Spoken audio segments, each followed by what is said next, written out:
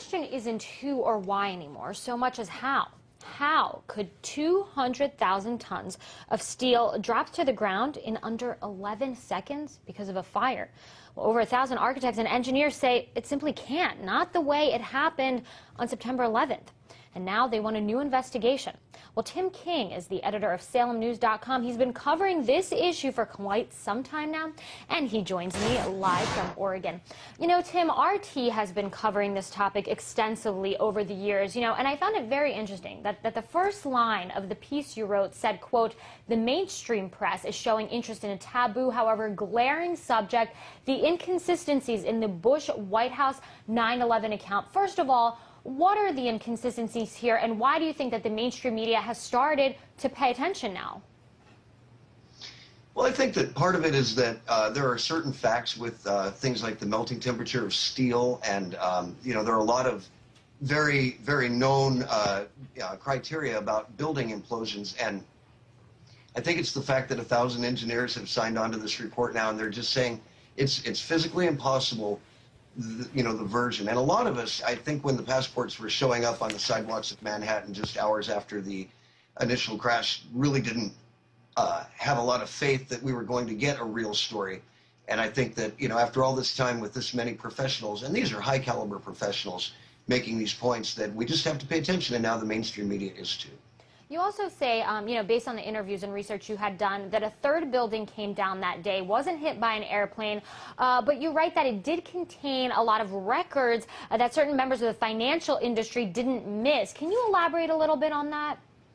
Sure. Well, this was a building that was a World Bank building, and from our understanding from the research that's been done, there were just billions of dollars worth of gold down below. There were also a lot of records in that building that they conveniently disappeared.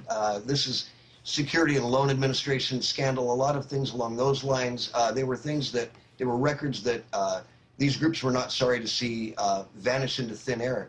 And Building 7, just the notion that it came down at all when, as you said, it wasn't struck by an aircraft, I think, honestly, and I hate to say this, but I think half the Americans you could ask, how many buildings came down in New York that day? They would say 2. They would not say 3.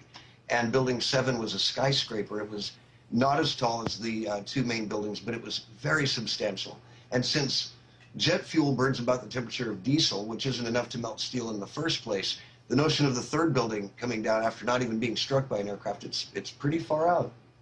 Well, I think it's safe to say that perhaps one of the reasons that this is not really written about or really talked about much in the mainstream media is that there is this sort of stigma around questioning the events of 9/11, that it's unpatriotic to do so. How would you respond to that?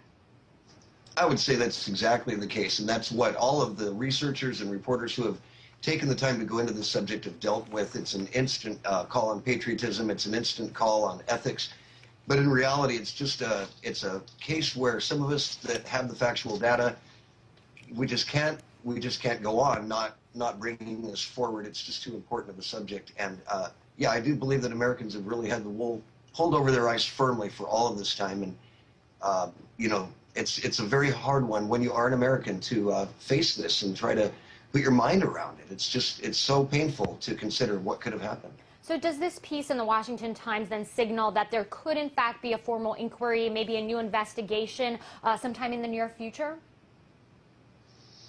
I would like to think that. I think Mr. Farmer and some of the other members of the 9/11 Commission who we've written about, I'd like to hear their opinion on it. People that are now coming out and saying that the information that was put forth in that report was not all there, it was not correct, it was heavily influenced.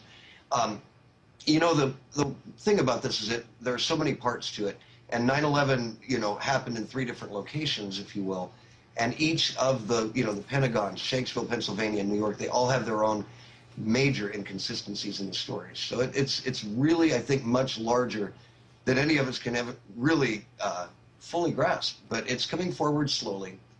Tim King, SalemNews.com, I do want to thank you for your analysis. Thank you.